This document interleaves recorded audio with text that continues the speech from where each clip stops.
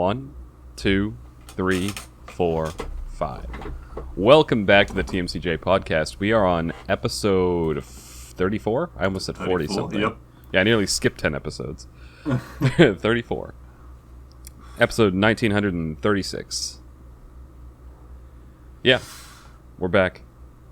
It's not really an auspicious number. There's nothing clever I can say about it, so let's just dive into the fucking content, such that it is. This is a quiz segment, by the way, so that will be happening at the end of this podcast.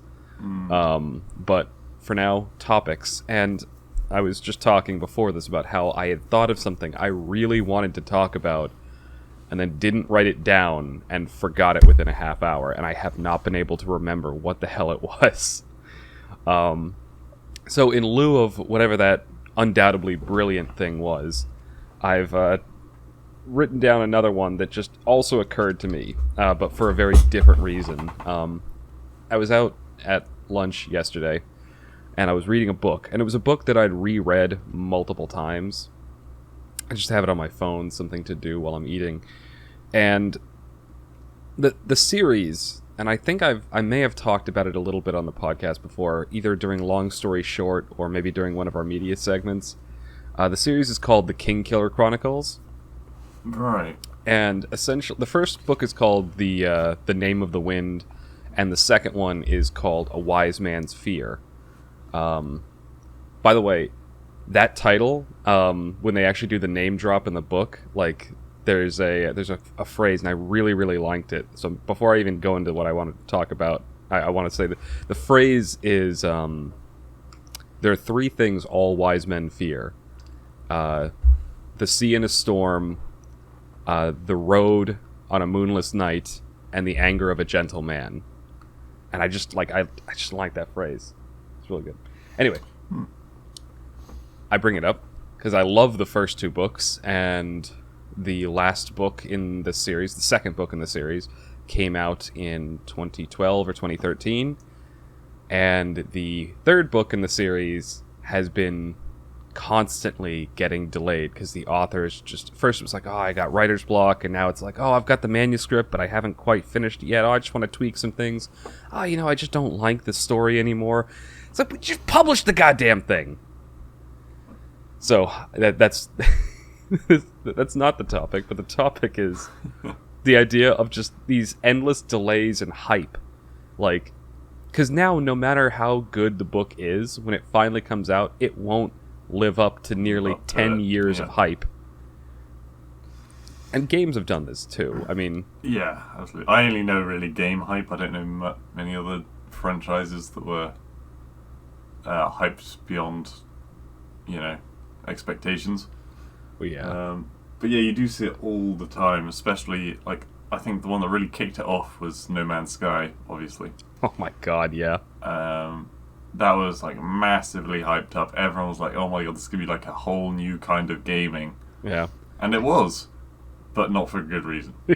It was a game where you fly around in a spaceship and turn various randomly generated exotic life into carbon, and that's it. I thought you were going to literally just say turn, and you turn. You just fly and turn. That's basically all you do. And the game won't even let you crash your spaceship into a planet to end it all. Yeah, you're like a casual observer of this massive ecosystem and life and everything that you can't do anything to adapt. I've heard they've patched gameplay into it. I think they made a lot of updates to it, and I hear a lot of people are quite happy with it now. Yeah, I spent a solid few months constantly sending refund requests to Steam. I think I probably... They denied every single one of them because I'd played it for more than 4 hours or something like that. And, but I was so bitter about getting ripped off getting that game that I just constantly tried to refund it for like a month. I still haven't played it since. Like, I know it's actually probably good now. It's still in my Steam library. And I've heard that they've patched in a lot of fun bits. There's base building elements. There's actually an objective to the game. But I'm still just so bitter about getting ripped off by them. Yeah, I bought it when it was a bit cheaper. I definitely didn't buy it at the time. And I think it was actually kind of a good thing in that it has opened a lot of people's eyes to how dubious, what's the word, Pre-rendered teasers and stuff like that. No, like games that aren't in full release yet. Oh, like yeah, alpha or pre. Oh god, I know what you're talking about too. Yeah. Shit, now I can't think of the word. But the thing is, that wasn't a game that was early access. Early access. Yeah, it was released in early access. I'm sure it was. No, it wasn't. It was a full-on like title published by Sony. It was an indie studio, but it had big money behind it. Believe me, it should have been early access, but it wasn't. I mean, I guess you're right. Not seeing anything. Yeah. It was like it was originally going to be a PlayStation. It was PlayStation and PC exclusive at first. And yeah, it had big money behind it. It just was done by a fairly new and indie studio. And to their credit, they didn't just abandon the project. They kept working on it and eventually made it worthwhile. But when it came out, it was a $60 game that should have been priced at $20 and been early access. Like, it was not... it should not have been a full-priced, full-release title. No.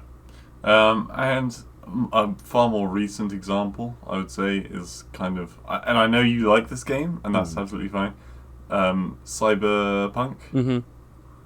Oh, I think a lot of people are expecting a lot more from that. You enjoyed it for what it was worth. Yeah.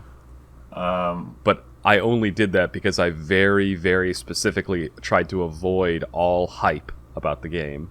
Yeah. And even, I think you can agree, it wasn't exactly groundbreaking. Oh, God, no.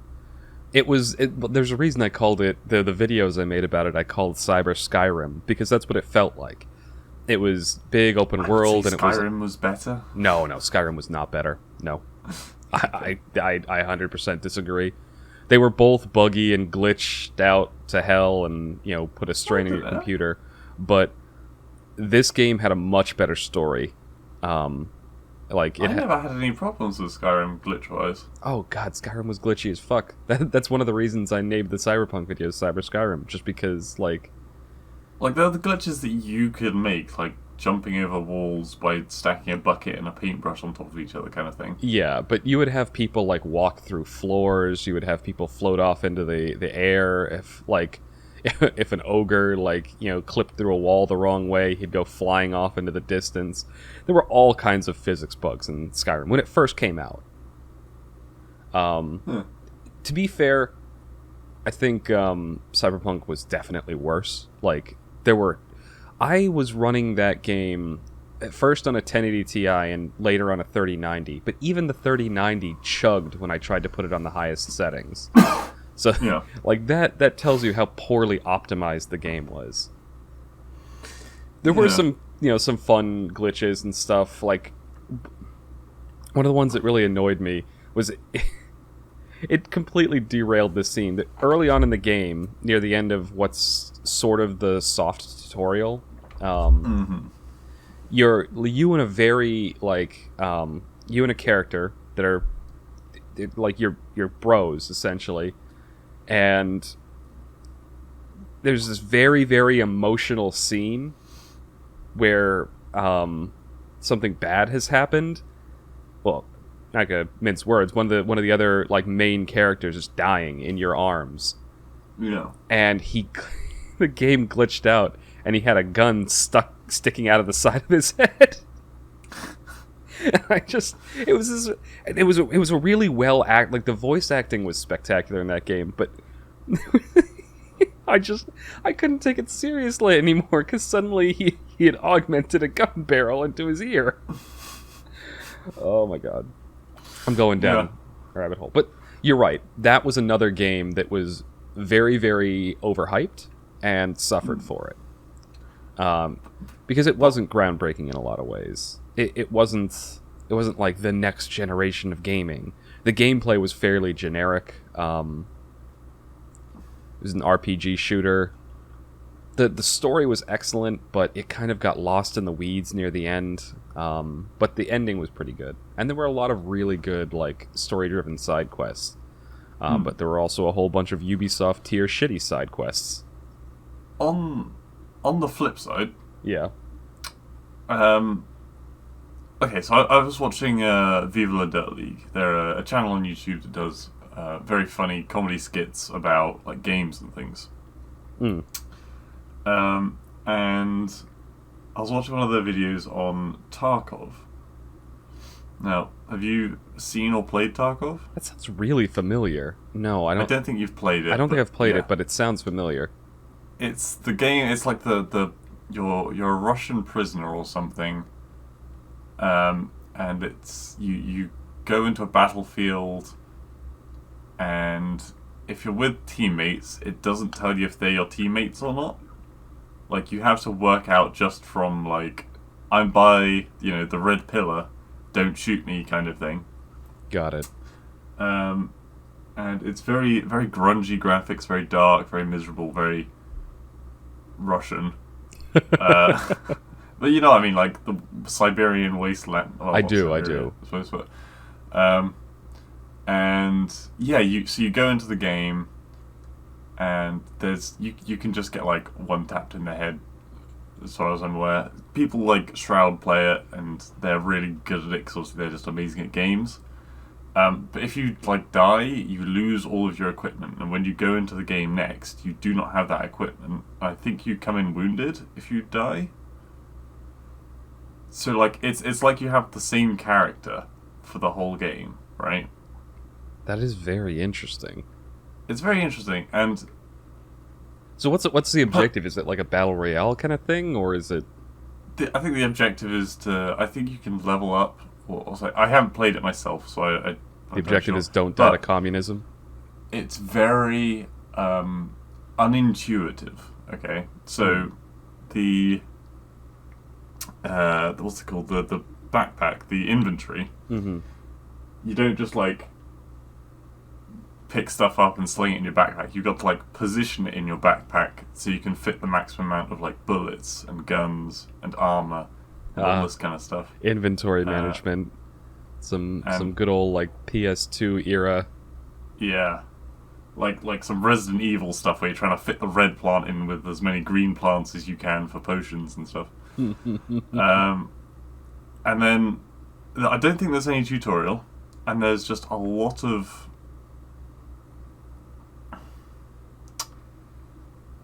it's very brutal. The way that Viva La Dirt League describe it is that it's like the people who made the game are like, here's our game, we're gonna punch you in the balls, and you're gonna enjoy it. Well, I mean, that's the secret to Dark Souls' success. But the thing is, I don't understand why people enjoy this game so much. Like, when you play CSGO, people get flipped out ragey if they're losing a game. But at the end of a game, your rank goes down a little bit and that's it. In this game, you lose equipment, you lose like currency, and you're disadvantaged in your next game. Well, I mean, why do people like gambling? Like, I guess it's one of those things that it makes it all the more satisfying if you're winning, if you're losing something when you lose. I guess, but what happens if, like, as I said earlier, there's no way of telling your teammate apart from over comms? What happens if you get shot by your teammate? How shitty would that feel if you lose all your equipment because your teammate shot you in the back by accident? I mean, it just seems like masochism. Maybe, but I don't understand why people like those simulator games we were talking about last week. But there's a huge audience for them. They're peaceful. They're chill. They're calming. I guess, but this just makes I just find them boring. Well, yeah, but So it's reading a book to a lot of people. Yeah, I don't know. My point is, like, a lot of people don't understand why people play. Well, you use CS:GO as an example. Don't understand why you play that, but there's a certain catharsis and satisfaction playing it, and it's not the adrenaline boost, I guess. Yeah, different strokes for different folks, as it were. I don't understand how it became so popular, like the Tarkov game, because it is very popular. Yeah. So, Yeah. without speculating on that too much more, to bring it back, there was another game that I thought of when you were talking about that like another hype failure, and it predated No Man's Sky, and that's Duke Nukem Forever.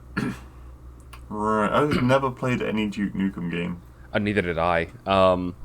Duke Nukem was... Did I? When it was out, I was very young, and I didn't really play FPS until Halo. Right. I was always an RTS player. The my big computer game when I was a kid was Age of Empires 2. But no, that game, Duke Nukem, classic old 90s shooter. Duke Nukem Forever was supposed to be this brand new 3D thing, and it got delayed and delayed and delayed, and it took 13 years for it to finally be released. Jesus. And by that point, just sounds like they moved on to other things. That doesn't sound like they worked on it the whole time. They didn't, no. And it changed studios, it changed publishers. Eventually, the same people who made the Borderlands series were the ones that finally finished it and published it. Right. And when it finally came out, it was just a very generic first-person shooter. That's all it was. And I played it. I had it for the Xbox 360. Played it the whole way through when it came out, and I'd never played any of the old Duke Nukems, so I played this one, and I was like, wow, that was just a very generic shooter. But it was one of those ones that it was never going to live up to the 13-year wait, even though they didn't really hype it up. They just sort of put it out to finally release it. Yeah. It did sound like a bit of a mercy. It was a mercy killing. Yeah. Did they make any money off of it? Probably. I mean, a lot of people bought it just to see what the hell they finally released. Yeah, I mean, I can understand, there's a point where the hype gives more value to a game than the actual game, because people are going to instinct buy it, and then you'll have your money, and then run. Yeah, I think there was yeah, that's true. They're probably just... I mean, it doesn't look like it was terribly hard to make in the end, ironically. Like I said, it was just a very generic first-person shooter of its time, and I think it came out in 2011 or 2012, maybe. Yeah. It's old now, but I played it the whole way through, and I was like, okay, that was certainly a game. Yeah, I think one of the things that set... Sorry, were you going to finish? There was something else. Sorry. I was gonna. I had just forgotten. Quoting again, this is from a point that was made in the Zero Punctuation review of the game. He makes a point that it's clear that they were chasing different eras of shooter, and that's why it took so long, because every time something new came out, they tried to do something different. So in the very beginning of the game, you get a very... the classic Duke Nukem feel, but then you start to see where the influences from Quake and Doom came in, because it gets dark and gritty in the middle of the game, and then near the end it's chasing Halo and stuff with vehicle and mech combat, and it's very clear that throughout the development they kept trying to do whatever was cool and trendy at the time and never finished it. Right. Yeah. Fuck, what was I about to say? Haha. Now we've both forgotten something. It was a good point as well. I'm sure it was. You waffle. Well, I'm just trying to think of other games that... Oh, Watch Dogs was another one that was just So was Destiny, actually. Destiny was another one that was crazy big, hyped up and everything. And when it finally came out, it was just a generic MMO looter shooter. Oh, what? Well, this isn't the thought that I was having before, but in my opinion, the king of them, and this is one that I have personally been burned by. Okay. Watch Dogs. While I was waffling, I actually said Watch Dogs before I said Destiny. So Did why you? Oh, were okay. you? Hold on, but let me know, because I played Watch Dogs again, but I got it like I did what you did with No Man's Sky with Watch Dogs. I got it like a year or so after it actually Oh, came yeah, out. yeah, yeah. I got it like 2 years after it came out, and it was like less than £10, and I still got burnt. Really?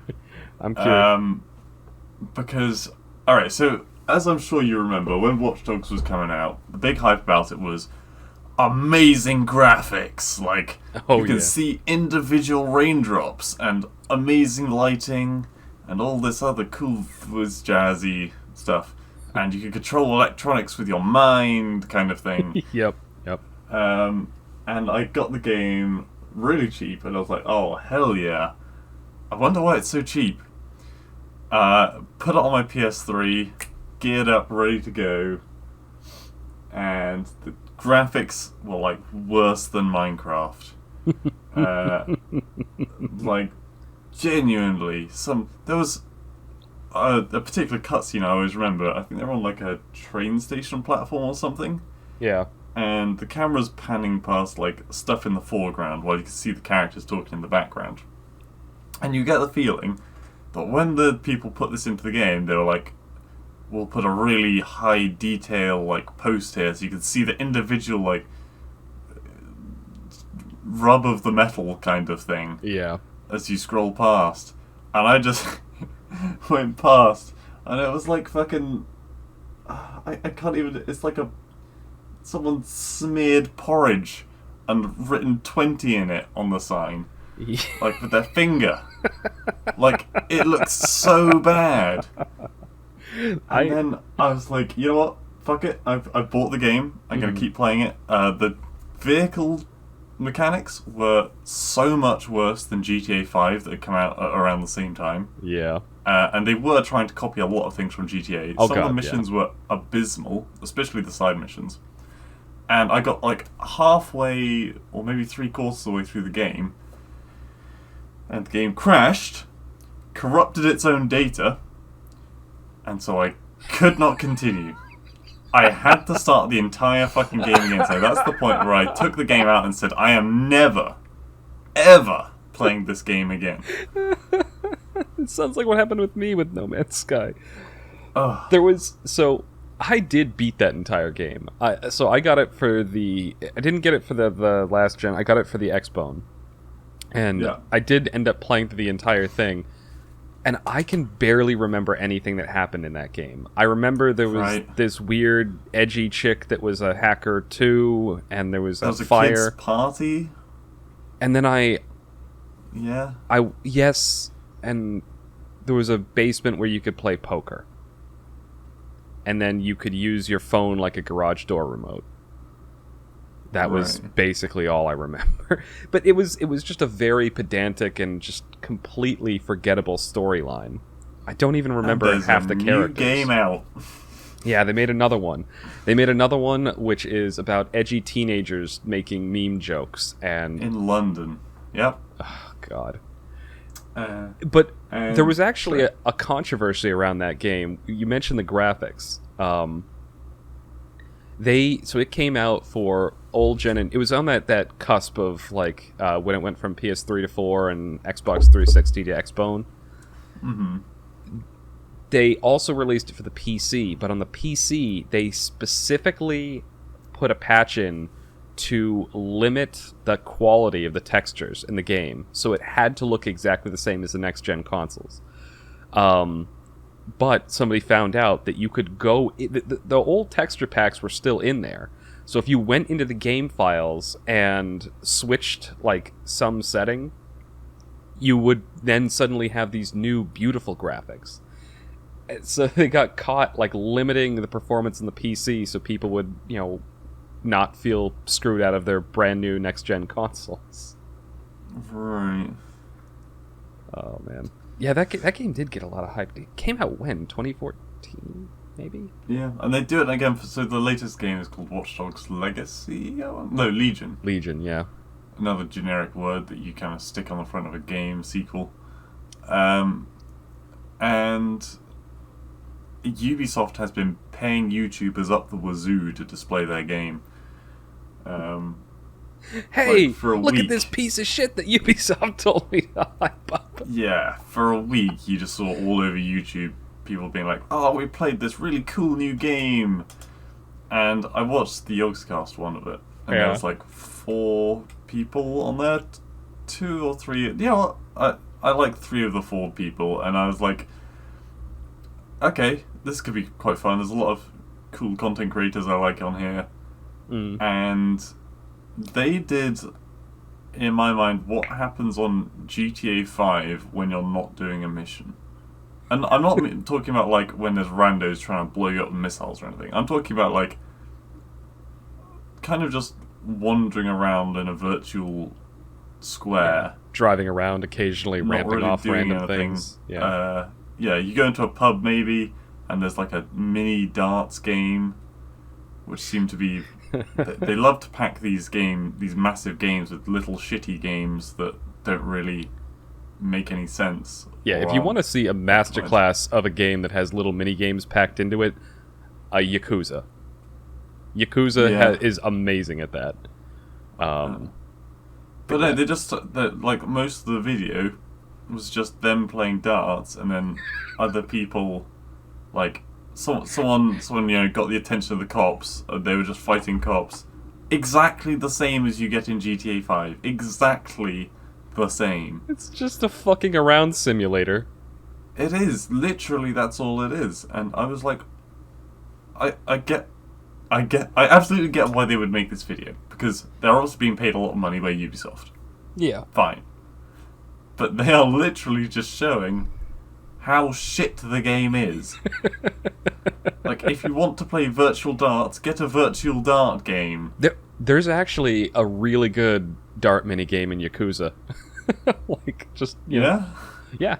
And there's a whole side quest, but there's like a betting mini game. It's a good way to make money. And so Yakuza 0, the one that takes place in the 80s, this like businessman challenged you to play darts in this one bar, and I made a ton of money because he like keeps doing double or nothing, and every time you do double or nothing, you have to take like a shot of vodka. And so by the end, like the camera's swaying all over the place, but if you time it right, you can still get a bullseye. And I did every time, so I ended up making like 100,000 yen off the drunken idiot. Sorry, little side tangent there. I really like the Yakuza games. But they're packed with all these little mini games, but they're all done very, very well. Nice. I've not played any of the Yakuzas. Yeah. They're worth a look if you ever see one on sale. Yakuza 0 is the only one I've played the most on. Yakuza Kiwami is the remake of the old like PS2 era ones. So they upped the graphics, you remastered them, and then re-released them as Kiwami and Kiwami 2. Is there to put a positive spin on the end of this, is there any game that you're looking forward to coming out? The DLC for Cyberpunk? No, let me think about that. Microtransactions! Oh yes, I can't wait! Well, so, CD Projekt Red is very good about not doing that. They made The Witcher 3, which was an absolutely excellent game, which is one of the reasons that Cyberpunk got so hyped up. I don't really keep up with news about games. Like, maybe this is why like hype usually doesn't get to me, because I am just dense and I don't read anything about it. Yeah, we don't generally follow gaming news conventions much, do we? Yeah. There is one game that I found out is coming out though, which I am kind of excited for, which is a new We Were Here game. Oh, that's something to get hyped about. Is coming out in 2021. That is something. Well, that's going to be something that goes up on the YouTube channel. What the fuck? Sorry, something. Sorry. Steam has like an autoplay thing going on, and I was gonna tab over and glance at it to see like, oh, what's coming out? Something there's probably something I'm looking forward to, and the moment I did, I get this loud fucking guitar shrill in the background. Oh. Yeah, it's lucky that isn't being recorded, but still, that's why I just randomly shouted, "What the fuck?" But yeah, I'm kind of looking forward to that. Yeah. Well, there we go. That's something I'm looking forward to. Yeah. Oh, there is something. Well, I was looking forward to this until I found out that it kind of got poisoned. But the Mass Effect Legacy, they're releasing a remastered version of all 3 Mass Effect games. Oh yeah, I thought that they'd already released that. It isn't out yet, I don't think. And by poison, do you mean the whole thing about the ass? Well, once they start talking about, like, censoring a game for political reasons, then I immediately think, okay, yep, it's just not worth getting. Right, okay. Because you say that's like another whole podcast segment, which it probably is, to be honest. It could be another podcast segment. But, long story short, there's a there's a character... Oh, God, I could talk about this for a while. I could... I mean, I don't think we have much of the media segment, so maybe we can talk about it. If we have some extra time left over in the media segment, maybe I'll rhapsodize about the death of Miranda's ass. Okay. Yes. Any final thoughts before we close out segment 1? Let's go. Okay. This is going to be the end of segment 1 of the TMCJ podcast. Thank you all for listening, and you'll hear us momentarily for segment 2.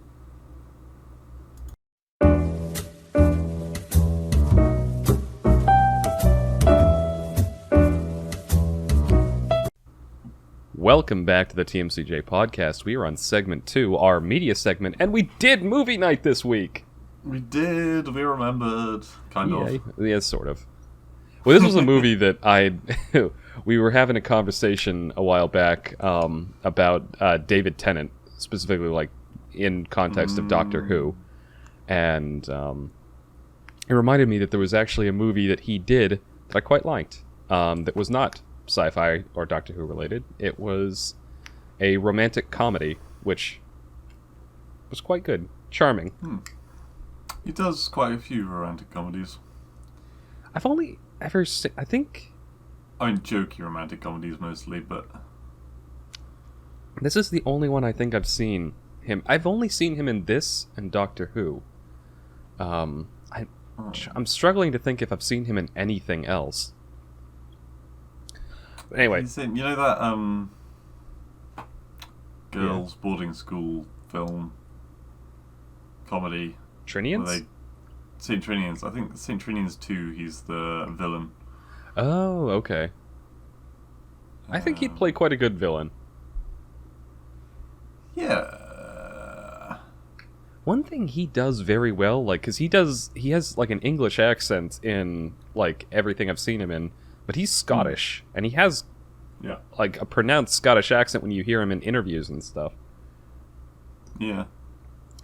He read as an audio tape he did How to Train Your Dragon. Oh, did he? Yeah, and obviously Vikings, pretty Scottish. Yeah. So he was kind of the perfect voice for that. That's awesome.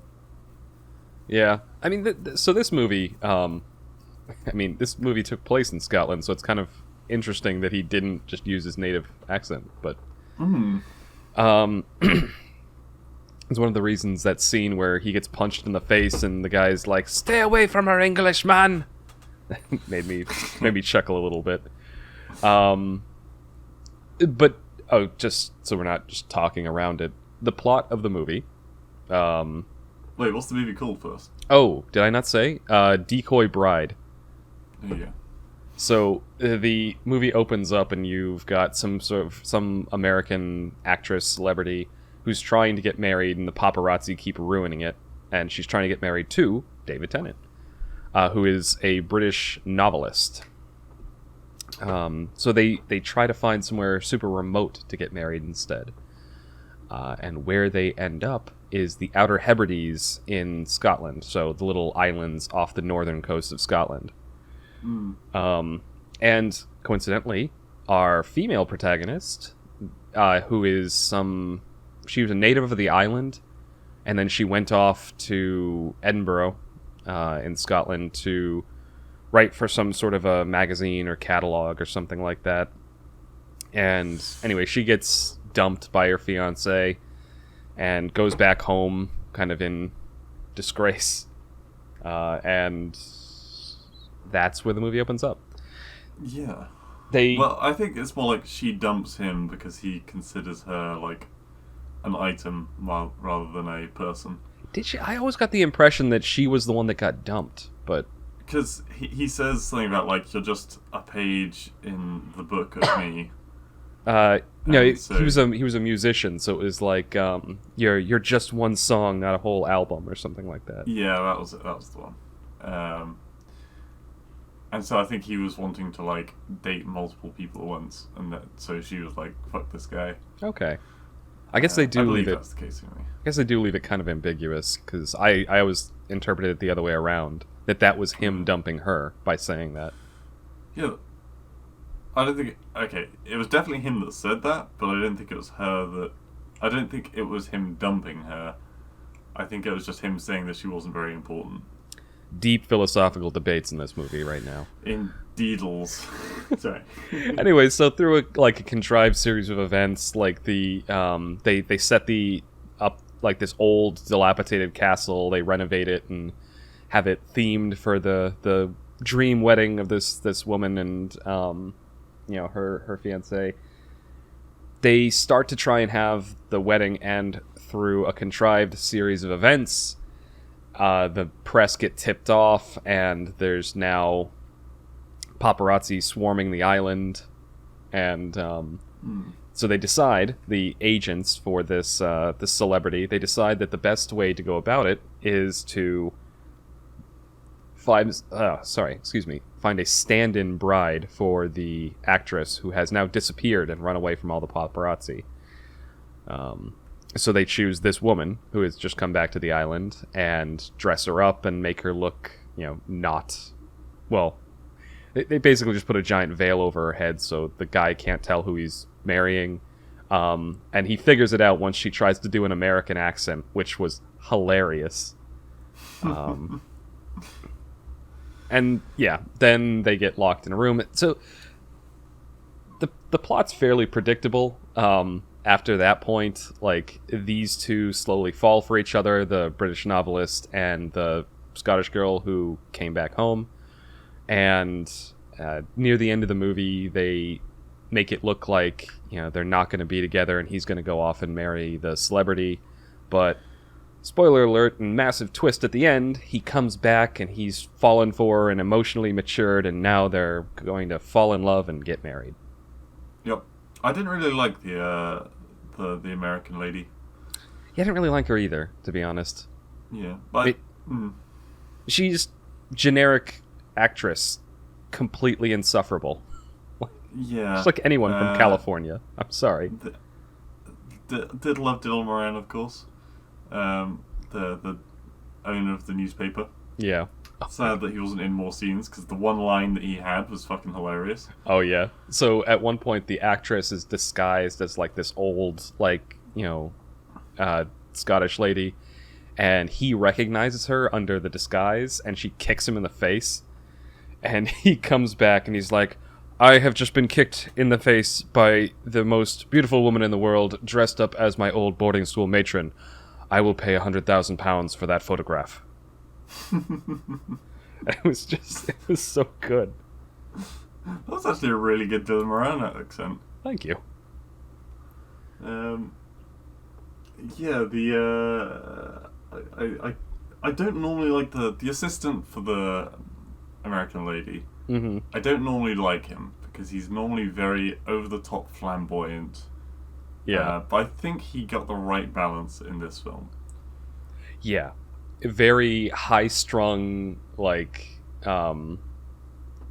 high-strung and just that little touch of California. Yeah. But no, it was a good film. It's ended pretty good. I mean, I'm trying to think of what the major ups and downs were, but it was just kind of a good, solid film most of the way through, really.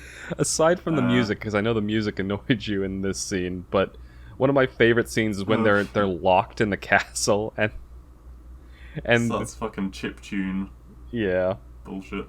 Although I do like the lines from the Italian paparazzi when he breaks into the room. He's like, Behind the back of the most beautiful woman in the world, you drink champagne and cavort with prostitutes. Right, what do you like about that? I just thought it was a funny line. Okay. It's just funny. Yeah. Yeah. But no, that's all the thoughts I really have on the film. It wasn't a terribly deep movie, but that's part of the fun, is it's just a very wholesome and entertaining romantic comedy. Yeah. And David Tennant's in it. Mm. Okay. Oh, does this mean I have time to talk about the ass controversy? Absolutely. Okay. So this was teased at the beginning or at the end of the first segment, but I said that the game that I was really looking forward to coming up soon, or the only game I can think of that I'm kind of looking forward to, is the remastered Mass Effect trilogy, and they're releasing it all as one game. Now, there was a controversy around this because there's one character who is extremely attractive in the second game, except for her face.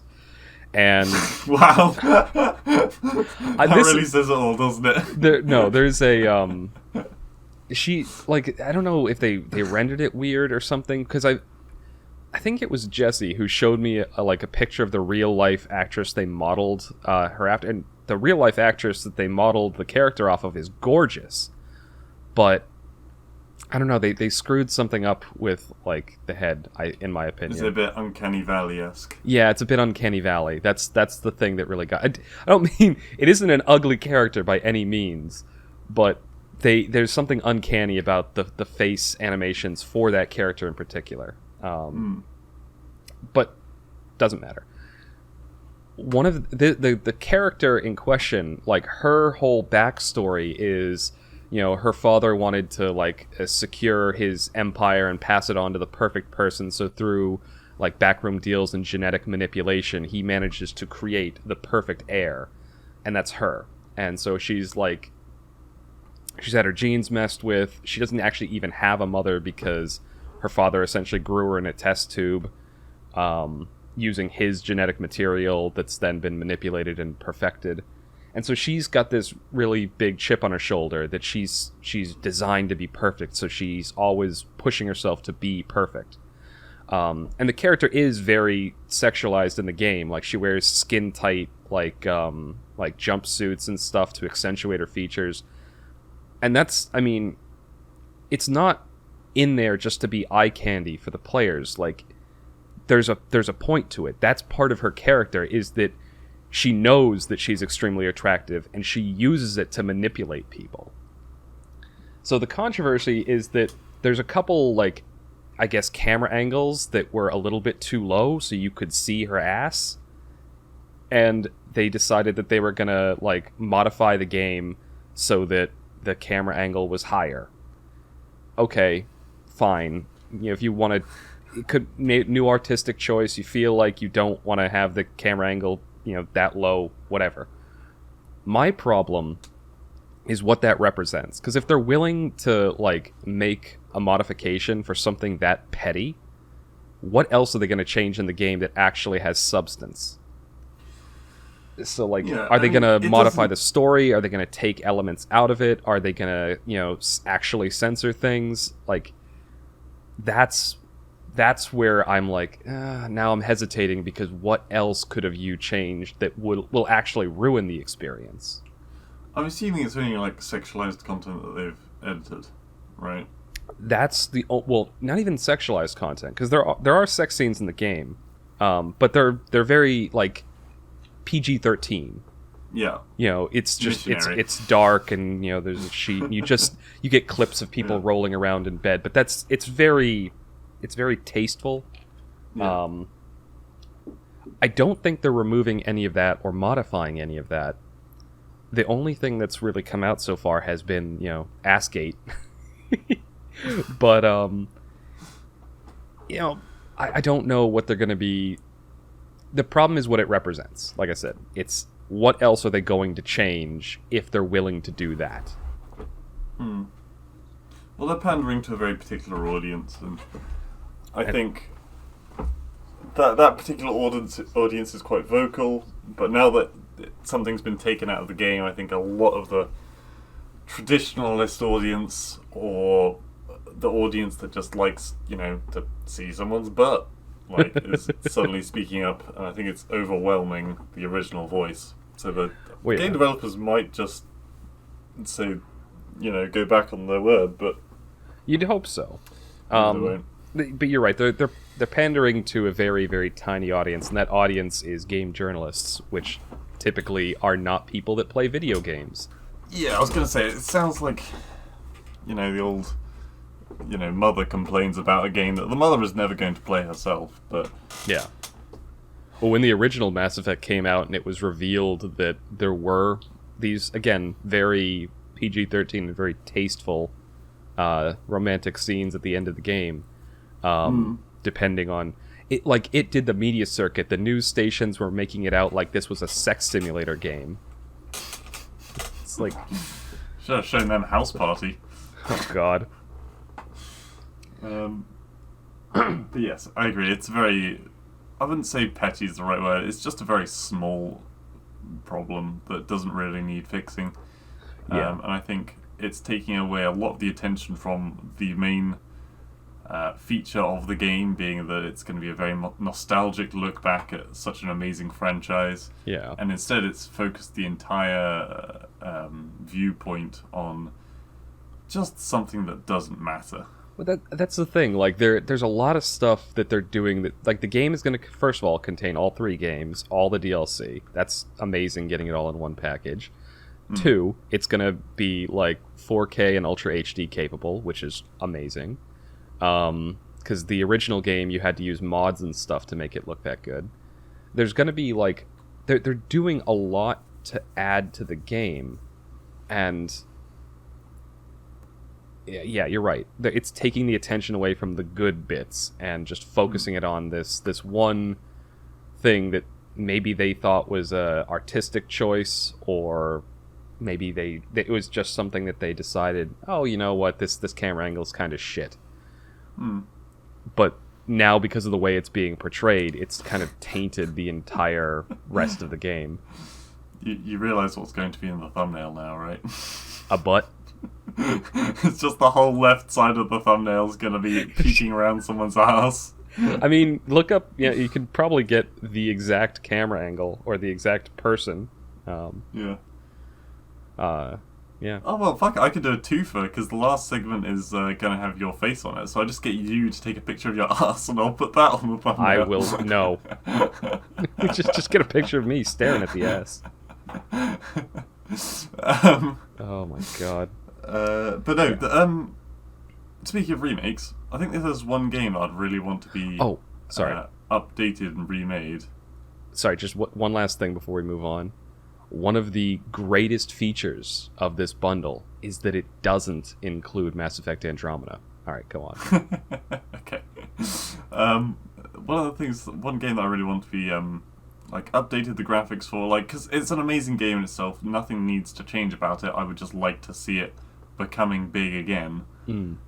Especially so that I could do the online play for it again, because at the moment the server's just empty everywhere. Yeah. Is Battlefield Bad Company 2. I don't know how much you played of that game, but the story was phenomenal, in my opinion, and the online play was just so much fun. I wasted so many hours of my life on that game. Yeah, Battlefield was not a few more. Yeah, I never really played much of the Battlefield franchise. I had friends in high school that really liked them, but... Yeah. I started on Battlefield Bad Company 2, and then I loved it so much that I bought Battlefield 3, and it was a massive disappointment. I mean, yes, there were some good points to it, but the story was exactly the same as Battlefield... No, it was Call of Duty Black Ops. The story was the same. And, I think even the way you kill the final guy at the end was you bash his head in with a brick, and I think both games did the exact same thing. Anyway. Those two games were, Battlefield and Call of Duty were kind of rivals for the longest time. Yeah. So, it's funny that they're copying each other's homework. It was kind of dumb. And... also, like, the Battlefield 3 was just so broken. Like, the glitchiness. Like, when you played co-op missions, which were a lot of fun when you got them to work. First of all, if you've never flown a helicopter in that game, you're going to crash. You're going to crash many times before you learn how to fly helicopters. Hmm. And so if you go into a lobby with a random, and they've never flown a helicopter before, you're basically fucked. So they could make those controls a bit easier, and also just, like, there was a pretty high chance every time you played a co-op mission that at some point during the mission, it would either kick you out, or you would not be able to progress through the mission. And this is a regular occurrence, and they never, as far as I'm aware, patched it out. There's, I mean, oh god, it's amazing what you will put up with sometimes for games, though. Like, yeah, it's if under all that, once you actually finally got into the game, it was excellent, then maybe you put up with all the bullshit. But yeah, and I did, and I did the same thing when GTA 5's heists came out. oh And god, believe me, on the PS3, they did not work. It would be like a 1 in 10 chance of you actually getting into a game. but And if you had a sucky team, then that 1 in 10 chance is down the drain. yeah, I mean, God, I don't think I ever GTA Online. I had GTA 5 for the 360 and for the Xbone. Yeah. I got it for the Xbone years and years later when it was like $10 or something like that. But yeah, God, the online, it was so buggy and glitched out. Yeah. I mean, for the most part, the walking around in the daily, like, the general hub world wasn't so bad, and equally going on, like, just regular missions, again, was pretty fine. But for some reason, when they released the heists, they were just not working. They just didn't work. It was very frustrating. What was I talking about before that? I have no idea. Sorry, I just went off on a rage. You were talking about Battlefield Bad Company 2 and how much you enjoyed that game. And also, sorry. Well, it made me think, because you said the only thing that it didn't even need to be remastered, just you wish there were more people online to play it. That's how I feel about Halo 2, specifically Master Chief Collection. 'Cause it feels like there's no one on, and like, hey, I would love to just play. I could play Halo 2 for just hours on end in the multiplayer and not get bored. I fucking loved that multiplayer game. But yeah, there's like no one there. Most people are like the people who are online are mostly playing Halo 3, which more people probably remember because that one was for the Xbox 360, and that's when like Xbox Live really started to take off. Yeah. I was just gonna say the last thing for Battlefield 3. If you have epilepsy, do not play that game. The number of times in the main campaign where you're in pitch black rooms, pitch black, and then a flashlight comes on in your face, very, very bright. Honestly, I played this a long time ago when I was a kid, and I would be up in like my room with the lights off and just the screen on. Oh god. So it was already quite bright. When that first happened to me, I literally had to like shield my eyes and look away from the screen because it was like, it was so hard to see, and you're trying to find enemies among this blindingly bright torch. So you're like squinting at the screen. It's not good for your eyes, I can tell you that much. Dear God.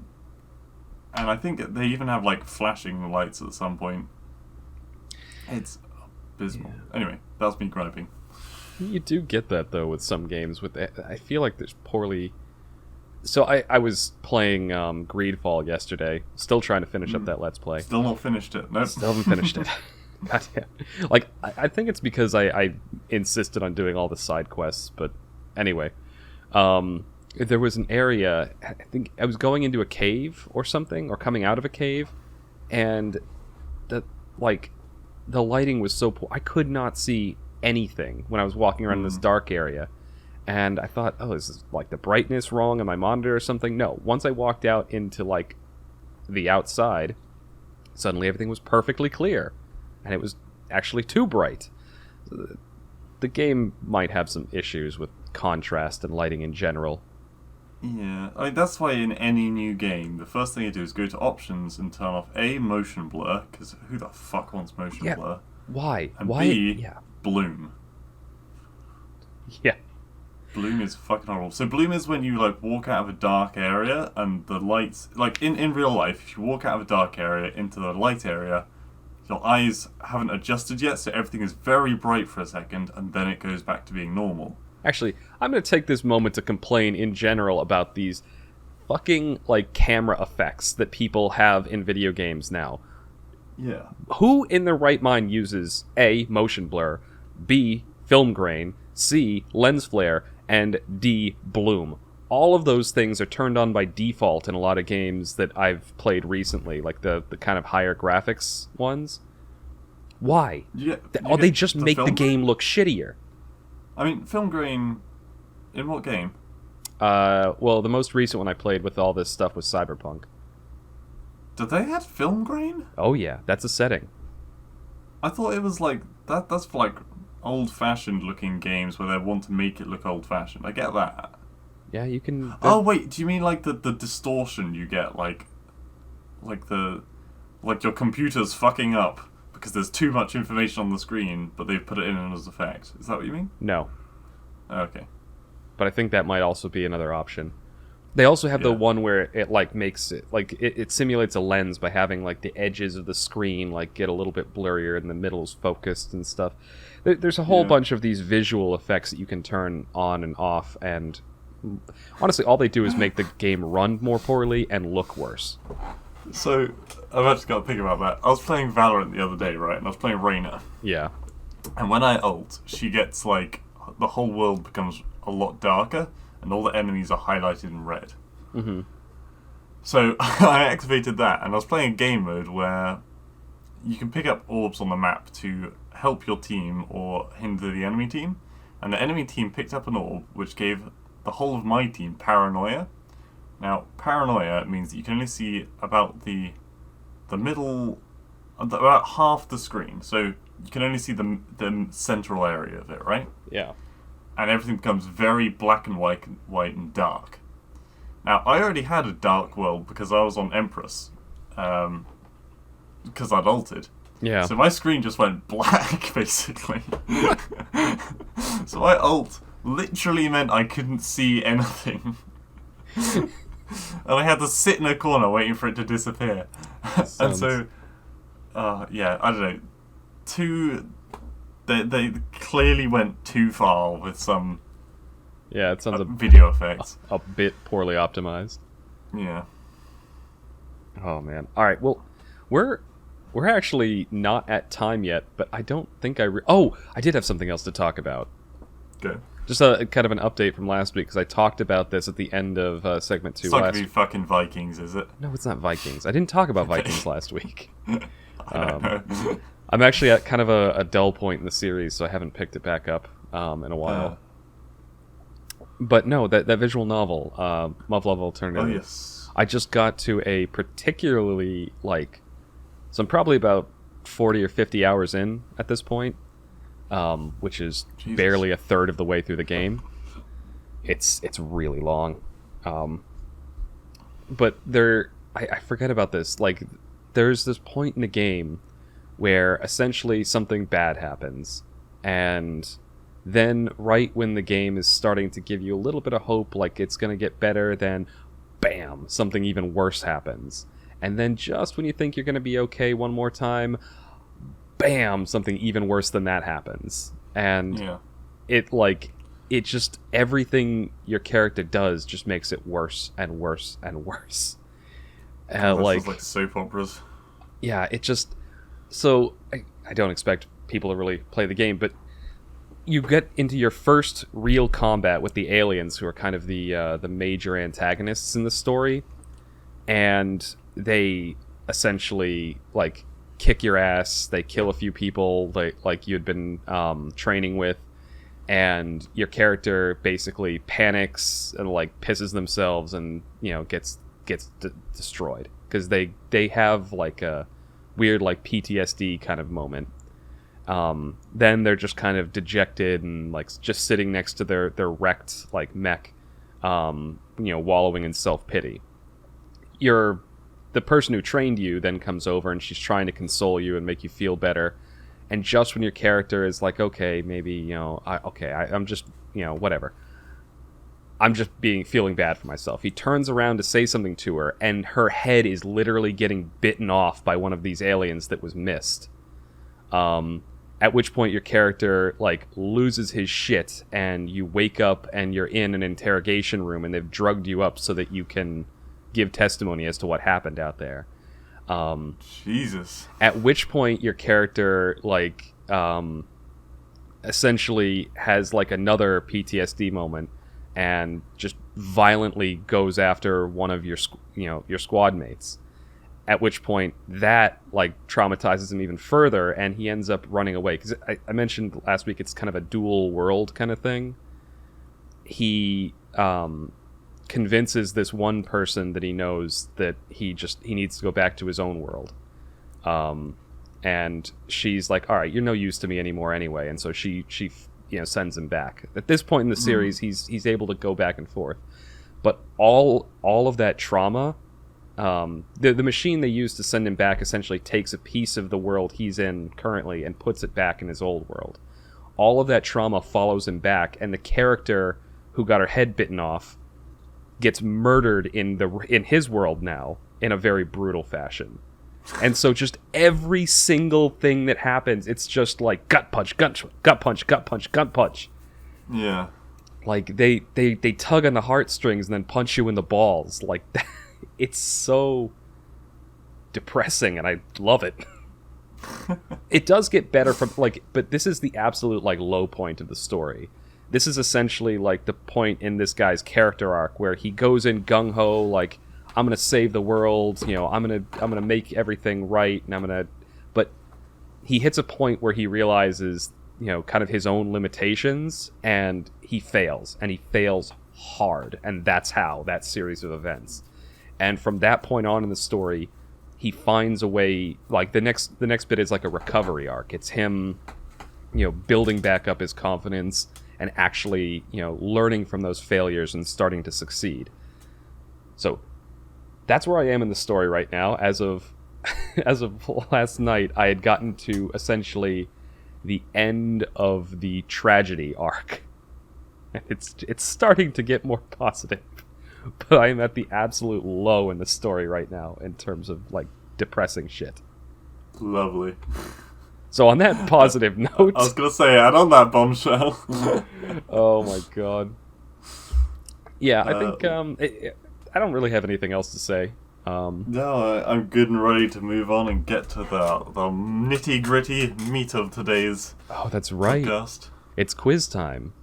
It's quiz time, baby. Okay. All right, this is going to be the end of segment 2 of the TMCJ podcast. Thank you all for listening, and you'll hear us again momentarily for segment 3. Don't go anywhere!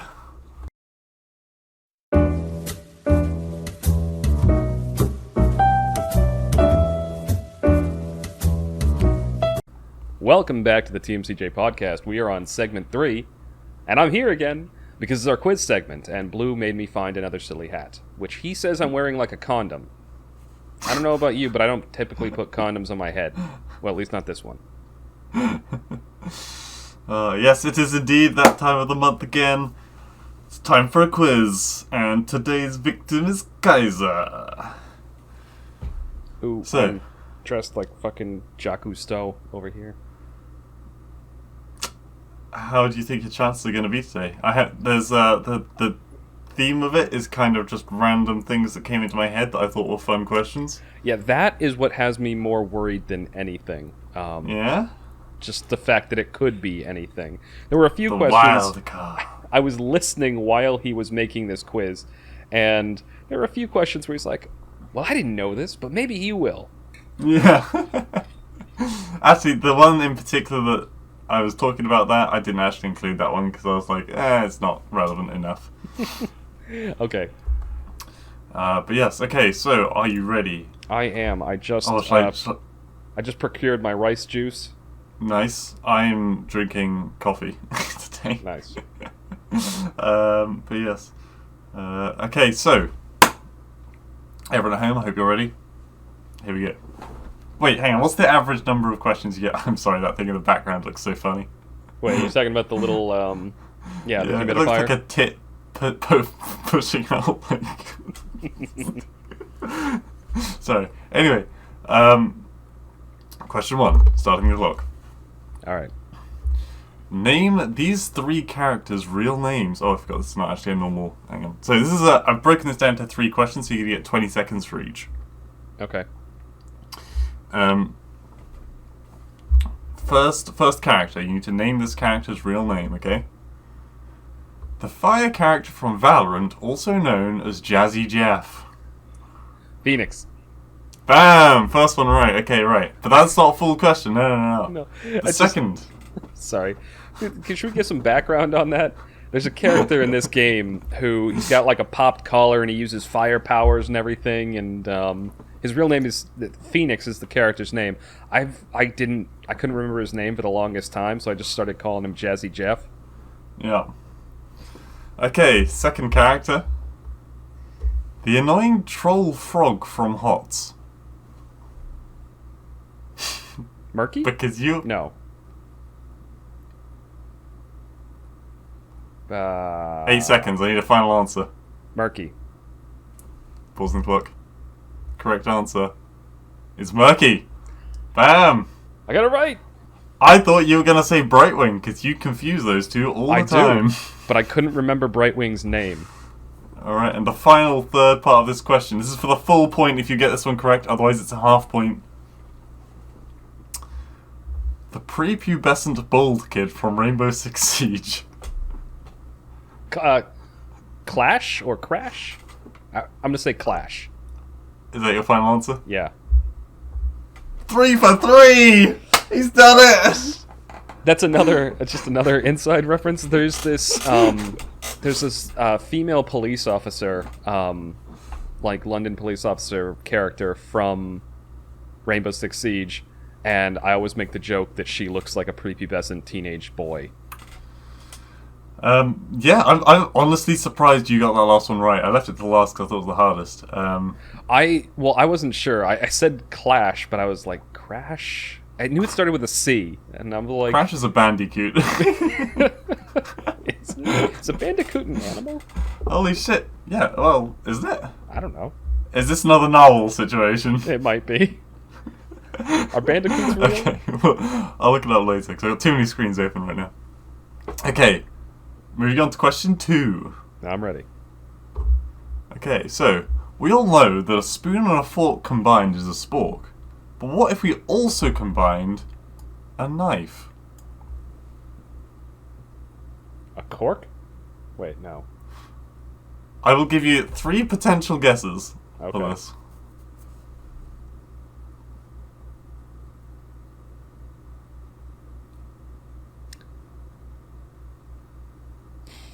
A Swiss Army knife? No. So it is a spoon, a fork, and a knife all in one. A spife. Is that your first guess? Yeah. No, it is not a spife. A... Although I will say you got the first 2 letters correct. Oh. Oh, I almost just said something really bad.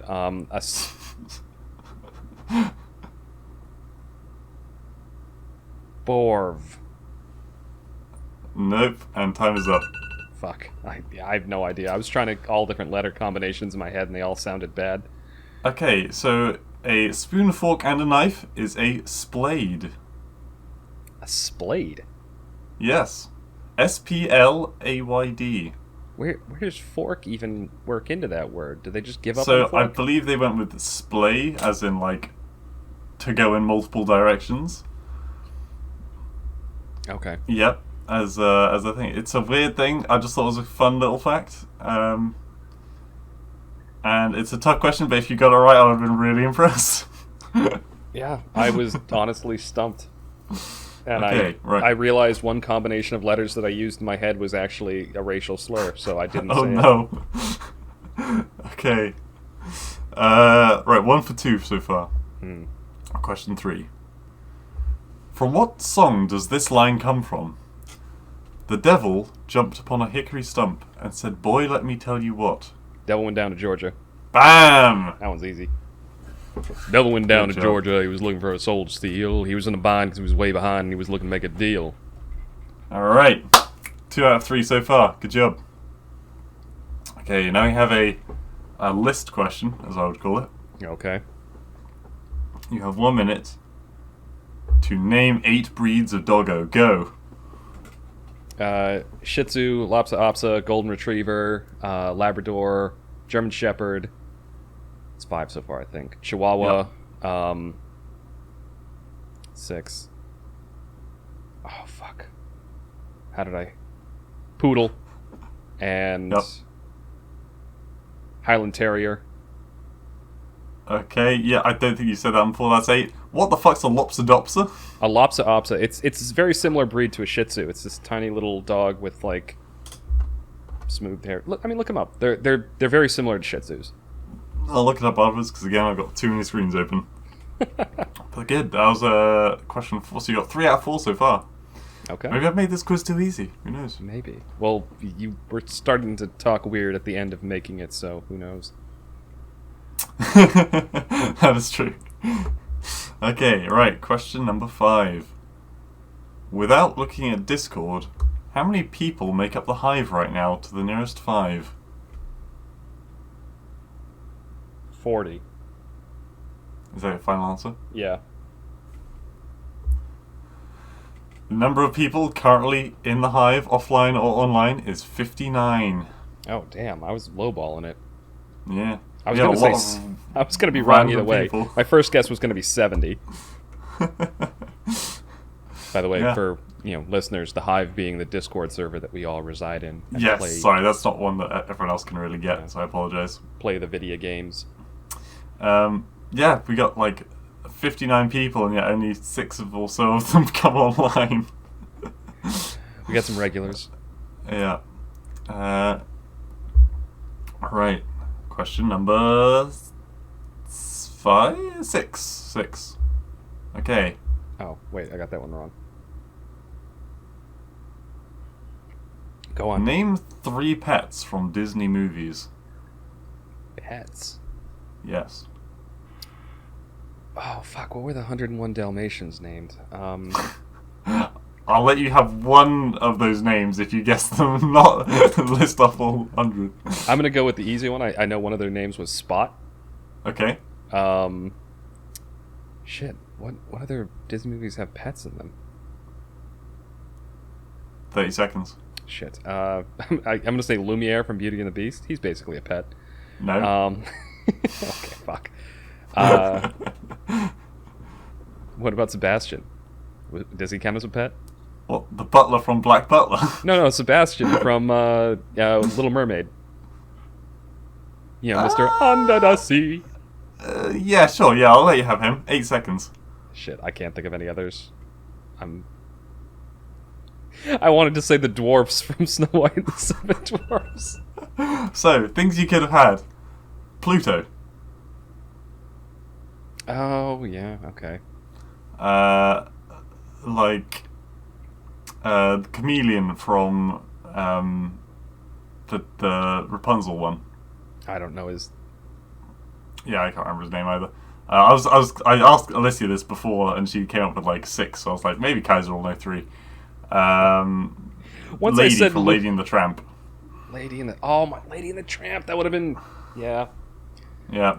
Once I said Lumiere, I couldn't stop thinking of sarcastic answers. Thing is, there are 2 pets in that movie. Because the dog that's like a little footrest. Yeah. But does it have a name? I think it did. Okay. Okay, next question. We are on to number 7 now.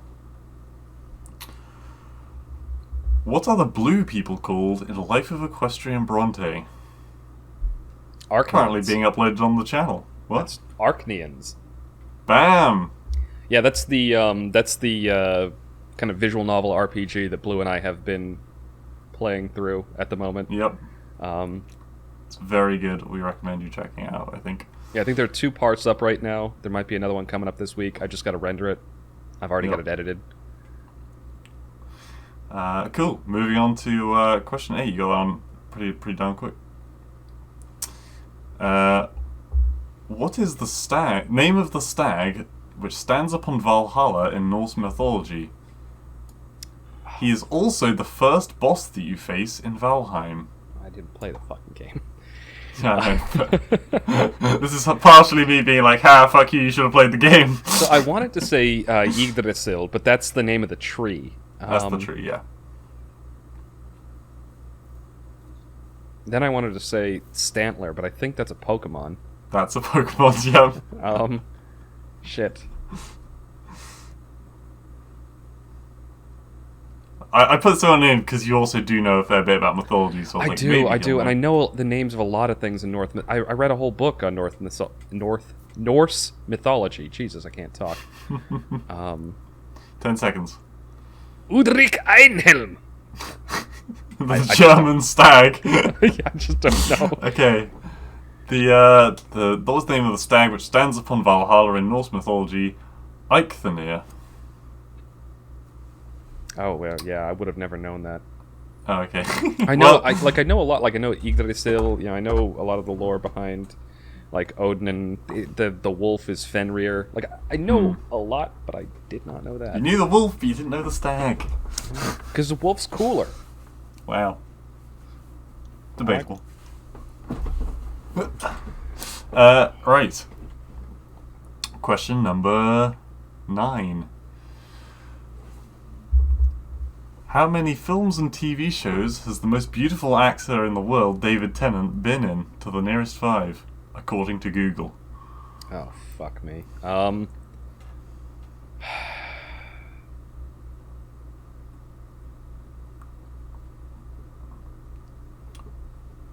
get to the nearest 5, so... 38. 38? Is that your final answer? Yeah. It's gonna be more. It's gonna be more than that. 42. I got it! You got it. Yeah! Just.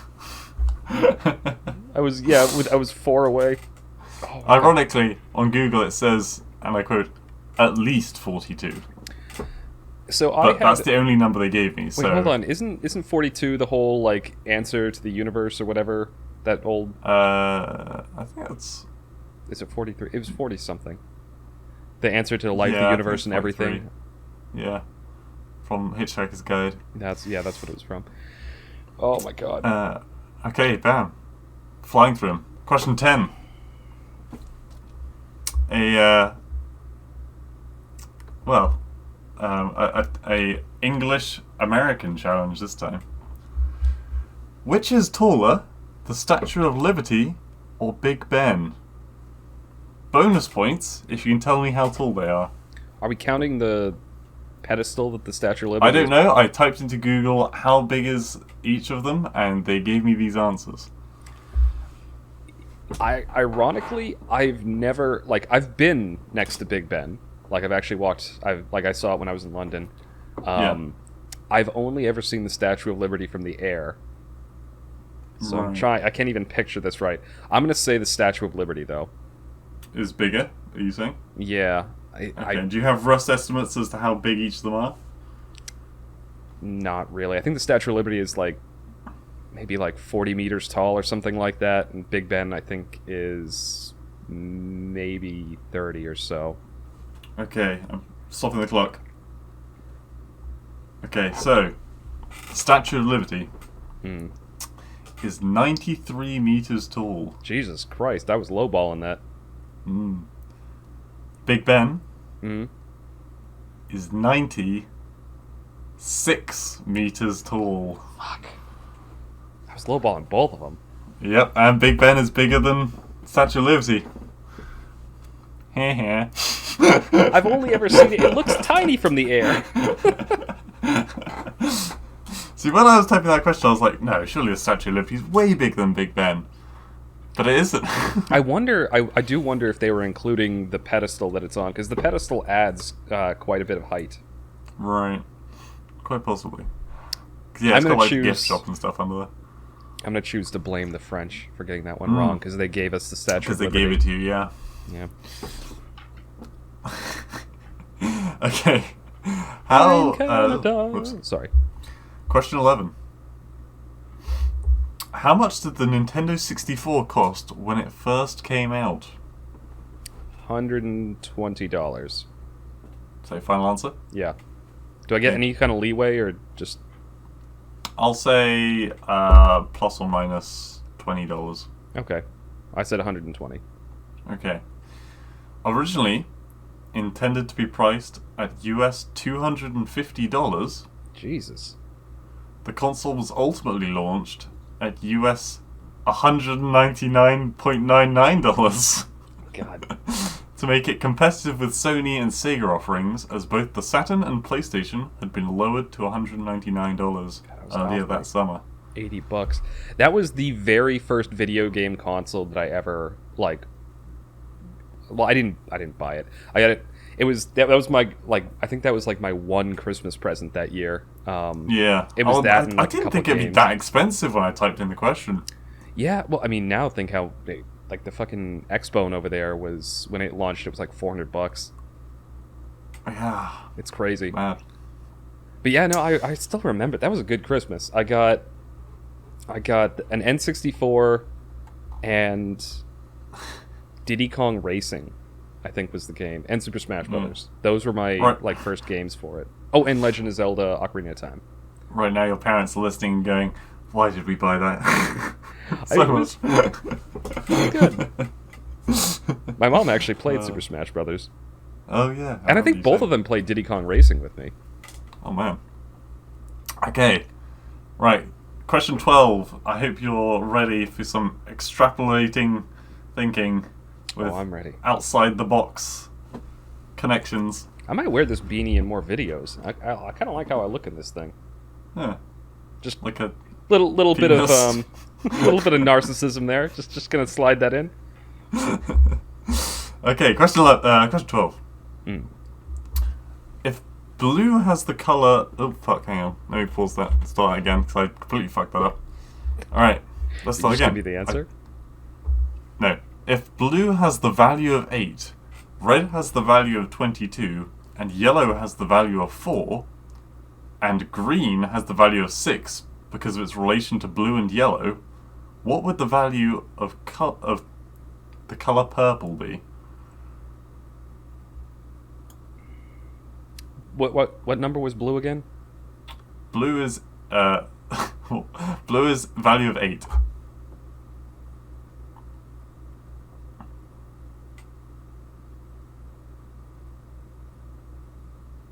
$15. Is that your final answer? You got 20 seconds. Yeah, 15. Okay, stop the clock. So, hey, getting through it for the people at home. Yeah. So well, can I? Oh, yeah, you wanna go I'll for say it, my then go for logic, and then you tell me what I should have said. Go for So it. red was 22 and blue was 8. And then green was 6 because yellow and blue were 4 and 8 respectively. So when you combine, it was just an average. So you average those two, you get 6. So I figured it was going to be an average for purple as well. So red was 22 and blue was 8. So it was 8 plus 22 is 30 divided by 2 is 15. That's what I did.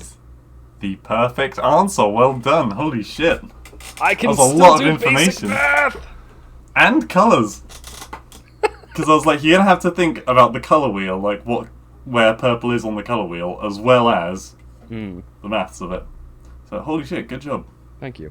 There was a running joke at my college. So I went to an engineering college, and so I had to take like a lot of calculus and differential equation, like advanced math essentially. And there was a running joke that once you learned advanced math, you forgot how to do basic math, because like I had to remind myself how to do division in one class, because like I'm solving this fucking fucking differential equation And I get to the end and I have to like divide something. And I just was like, I've forgotten how to do this. Yeah. Okay. Wow. Yeah, holy shit, good job. Question 13. I'm ready. This is one that, Alicia, if you're listening in, I expect you to get this right. Question 13. Name 6 lessons from the Chow classroom in Sonic Adventure 2. Oh, fuck me. I never did this. I just gave my Chow, like, animals and energy pellets. And then brought them into sumo races. I didn't actually teach them anything. Sumo races. my Chow were working class. They didn't go to school. Shit. Fuck. I'm gonna assume that one of them was like... Can I have a hint? Are they named after the attributes? There's a lot of musically related classes. Jazz. Nope. Fuck. Cello. Nope. Flute. Is one. Oh, it is? Okay. You've got 9 seconds. Gymnastics. Nope. Fuck. 2 seconds. Harmonica. Dunzo. Damn it. I only got one. Okay. Answers you could have given. Bell. Castanets. Cymbals. Drawing. Drum. Oh, drawing. Exercise. That would have been a good... Yeah. Flute. Go-go dance. Maracas. Shake dance. Cymbals. Oh wait, I'm sorry. Song. Spin dance. Step dance. Tambourine. And trumpet. I wasn't responsible for the Chow schooling. Like, just a little bit of backstory. When I originally played Sonic Adventure 2, like, my mother ran a daycare. And so, after school, and I worked there as like an after school thing. And some of the older kids that were old enough to actually play video games, we had a GameCube that we played that on, and a Dreamcast actually. Originally it was on a Dreamcast, but then later we had a GameCube. And we made it like a community thing. Like, everyone played the game and played through the levels, and then in their way. We all kind of took care of the Chow, and like people took turns on it. I never did the schooling bit. Like, gotcha. I basically just went into the Chow garden, played with them a little bit, gave them the little pellets, and then... You're the irresponsible parent that doesn't take the child to school. The women took care You give the child a Mountain Dew and you sit there like watching a race. Hey, I went out and I did the work to earn the rings and did the... I was a very traditional patriarch of the Chow family. Oh my god. What was your Chow called? I think I called him... Is it I called him Oni. Oni. Okay, yes. Yeah, Nice. well, I had a dark Chow. Demon, but you know. Yeah, well, exactly. But I had a dark Chow. He had horns. Like, he was this cool, like, jet black skin with the red bits on him and stuff. He was like... And cool kids don't go to school. I had the edgy Chow. Okay. Which sounds even more ridiculous with me wearing this stupid thing on my head. No, it makes perfect sense, you guzzling Mountain Dew and not going to school. Yeah. I never have felt more old than when I just did that. Good job. Okay. Alright, 2 questions to go. Alright, let's hear them. Okay. What are the 4 classes of Dwarf you can play in Deep Rock Galactic? Gunner. Because that's the one I play. The rest of these are going to be guesses. Gunner... Is it called just support?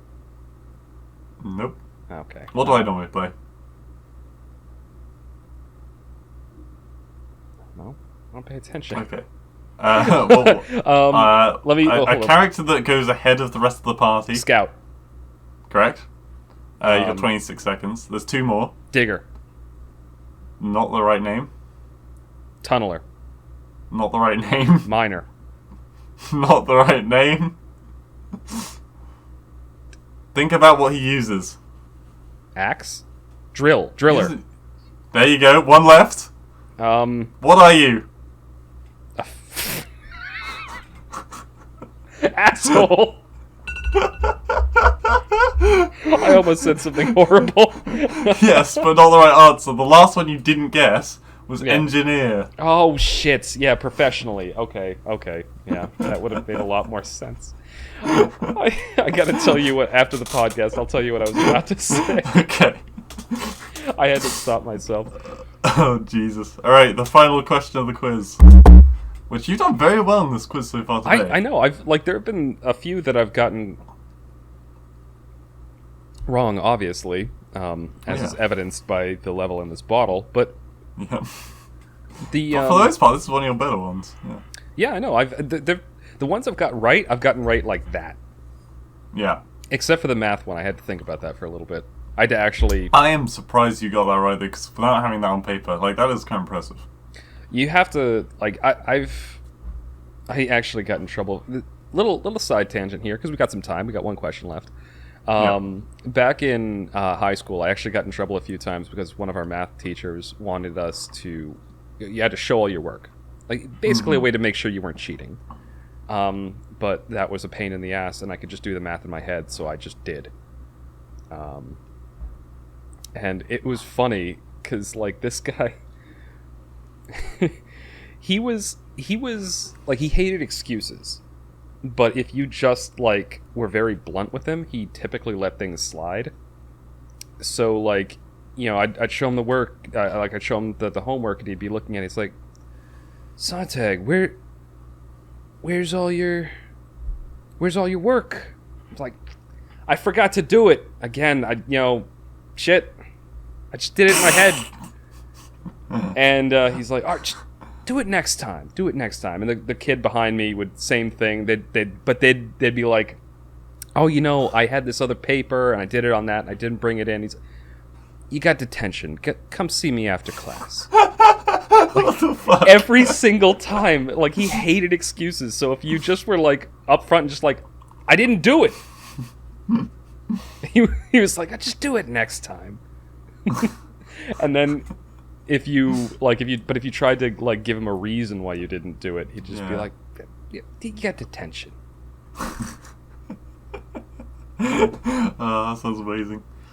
I scared the shit out of that teacher one time. Yeah? One of my it's another side story. Me and a bunch of my high school friends were after class, one of our friends had been out sick, and so he needed to go get homework from this teacher. And we all walked home together because we lived in the same general neighborhood. And I don't know, it was just fun to walk home. It was the middle of winter, and so we all had we all had our coats on, and two of my friends, they're fairly big dudes, and they had these big puffy coats on, and my friend goes over to get the homework, and we all walk in, and so the teacher turns around and just does, because there's my friend in front, and then four of us in the back, all just standing there silently staring. And I think what he said was, he said something along the lines of, Rojas, am I about to get shanked? How old were you? We were 16. Okay. It was funny. That was probably the point in my life where I was in really good shape at that time because I was doing track and field. I did javelin, discus, 200 meter, and most of my other friends did something similar, at least, even just casually. So we were pretty fit, and so but just the fact that we all were wearing black coats, we were all just silently in the background while my one friend was in the front. It was like a gang scene. We scared him. Oh, man. I don't think he was really scared, but it was just kind of a surprise because we all came in silently, and then when he turned around, there's just that in front of him. He sounds like a boss of a teacher. Yeah, he was pretty cool. Okay, the final question of today's quiz. Name the game titles for the series We Were Here, and what you think the next installment might be called. Okay. Got some memory and guessing involved here. So I'm going to say it was We Were Here. Yep. We Were Here 2. It's a Spelled. TOO. Correct. And We Were Here Together. Yep. Okay, I got him. Now, what do you think the future episode is going to be called? They Were There. I don't know. Let me think. They were there. Just change the whole franchise name. 13 we were here seconds. as well. We was. Oh shit! I should. We was. 5 seconds. We're still here. We are still Okay. here. That's a good guess. All right. What is it? We were here forever. We were here forever. Okay. Yeah. So we were here together, and then we were here forever. Regardless of whether it counts as being accurate or not, I'm taking this as a victory. Okay, fair enough. I did say the extra one was a bonus point in my notes, so I'll have a drink as well. Ooh. That was Yeah, holy shit. You that did was a really good quiz. Like, considering you just made that this morning, like In a panic. yeah, All my food was going cold. well, I mean, yeah, that was a lot of fun. I If actually you really waffle enjoyed these. for a sec, I'll count up your points. Okay. So, well, in that case, I might as well just tell another funny story from high school. So, we every morning, like, I've always been kind of a morning person, an early riser. Only recently, during this whole lockdown, my sleep schedule has kind of shifted into the evening. It's something I want to fix, because I really like getting up early in the morning. So I used to get up early, I'd shower, and then I'd walk to school. Because the high school was in the middle of a field, like just a couple miles from my house, and so it was easier just to walk there before I had a car. And I'd walk there, I'd get there, and I'd get there pretty early. Homeroom would start around 7:20, and classes would start around like 8. But I'd get there at like 6:30, because I wasn't just going to piddle around my house, I'd eat breakfast and just walk to school. And I liked it because I could get there early, I could do homework, I could read a book, I could do something with my time. Mm-hmm. I used to get there, like that same teacher, he would typically get in a little later. So I got there really, really early one day because I'd just woken up.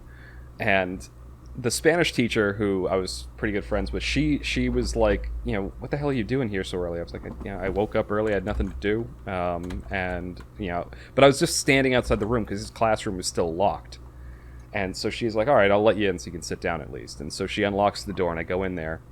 And he gets in like 20 minutes after that. And he opens the door and flips on the lights, and it scared the shit out of him because I was just sitting there in like I didn't turn the lights on because there was sunlight coming in. I could read my book. Yeah. And he's just, Jesus, Sontag, did you sleep in here? Oh my god. Oh god. Yeah. So, you got I believe 7 of the 15 questions correct. Just below half. Yeah, real close. So anyone at home, if you got more than 7, well done, you've won. I think that's the way we should do it. If they get more than we get, then the people at home have won. To be fair, there are a couple that they're going to have trouble with, like the ones related specifically to personal things, like our Discord server. Well, that one you got wrong. So I did think that, and then I was like, it doesn't matter because you got it wrong anyway. That's a good point. Well, out of curiosity, just to kind of end things off, because we are coming up on time. Yeah. What was the question? Because it was a question that you said you considered putting in, but then decided not to. It was. Don't give me the answer. Like, ask the question, because I'll do this one last one, kind of to end off the show. It's completely bonus. It was. I'm gonna have to look at the answer again because I didn't write it down. It was, what is the food group, or no, what is the specific food related to Mother's Day? There's a food related to Mother's Day? Apparently. I don't know. It's probably some like cupcakes or some shit like that. No, he's looking it up. No, it was hummus. Hummus. I'm trying to find it now. Avocados. on. Let me just open my history because I'm never going to remember what I typed in. Fried chicken. Fried chicken. Where the fuck did I look it up?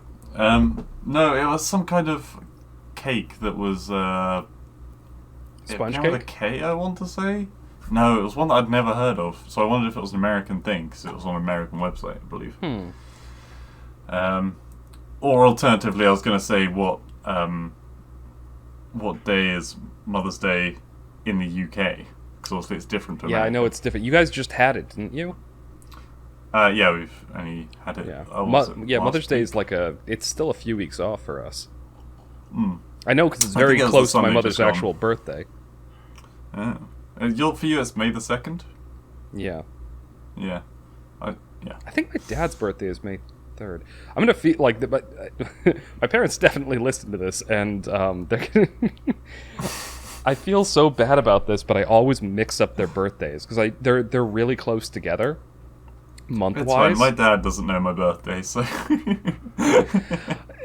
I mean, to be fair, I know 3 people's birthdays, and one of them is cheating because he has the same birthday as I do.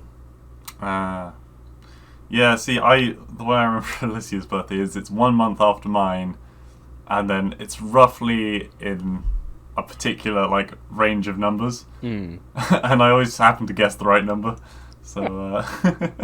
Alright, so what is the answer? Well, that's the thing, I can't remember what the cake's called, and I can't find the webpage now. It was beginning with a K, some kind of... Kaiserreich! I don't even remember what... I think it was a cake that's now associated with Easter, I believe. Really? I can't think of a cake associated with Easter. Oh, Simnel cake. Okay, it doesn't begin with a K. Simnel. Yeah, no, I didn't know it.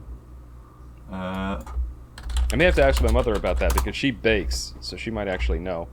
Yeah, Easter Simnel cake recipe. It's made up of 2 layers of marzipan with stuff on top of it. Wait, said to represent 11 of Jesus' disciples leaving off Judas or with spring flowers. What? Huh. Okay, so it's a Catholic thing. Yeah, there's a lot of sugar and almonds and stuff in it. I'm actually not... I'm kind of not surprised then that maybe we didn't do it in my house because, my dad's family is Catholic and we're Catholic now, but my mother's family is Lutheran. Yeah. Well, I've never heard it either, so I just kind of... that was another reason I kind of glossed over it, because I just never heard anything like it. Yeah, I wouldn't have known that. Honestly, I didn't know there was a food associated with Mother's Day. Yeah. But, so the difference between our countries has often surprised me, where, there's some little meaningless tidbit that I just never knew about. It has been quite a while since we've done a proper UK versus US discussion. Even that right there, the word "proper" is not something we really use in US dialogue that often. It's something that I've started using because of my interactions with British people. Oh, what would you say instead of proper? Correct or right or better, Okay. So if I were to say so you would say something like the proper way to speak. Yeah. We'd say the correct or the right way to speak. I see. Proper what about prim? Do you know what prim is? I know what prim is, but we don't really use it here. Because it's often matched with proper. Prim and proper, yeah. Yeah. It's a phrase I've heard specifically from British media. It's not something that really comes up over here. Yeah. It was literally yesterday, Scott was asking for what should he eat? And so I was like, oh, have a bacon butty. And he was like, oh, bacon what now? Yeah, it's, again, not something that we know over here. It's a sandwich, though, right? Yeah, it's just bacon sandwich, really. Yeah. It's a bacon butty. With a bit of spread. Lovely. I know what it is. Also, spread, again, not something we have as a foodstuff. Yeah, it's just butter. I remember watching Top Gear and them going oh yeah, I'm going to get some sandwich spread. I'm like, what the fuck is sandwich spread? You talking about you wouldn't mayo? really say sandwich spread, though. You'd just say spread for your sandwich. It's not proper, Kaiser. I've never heard of it. Anyway, we should probably end it off there. Yeah. Because we're kind of going off onto... We're actually doing a another segment, basically. Yeah, an entire another segment where we just talk about random, differences between the U.S. and the Yeah, UK. we should do that as a segment, just Americanisms and... We could actually remember sounds quite that. fun. Next week, maybe we'll do that for topics if we don't have something else. It's just more American versus UK stuff. Yeah. All right. Well, either way, thank you everyone for listening. Hopefully you enjoyed this quiz segment, and hopefully you did better than me because I got less than 50%. But yeah, thanks for listening, and hopefully you'll tune in again soon. See you next week.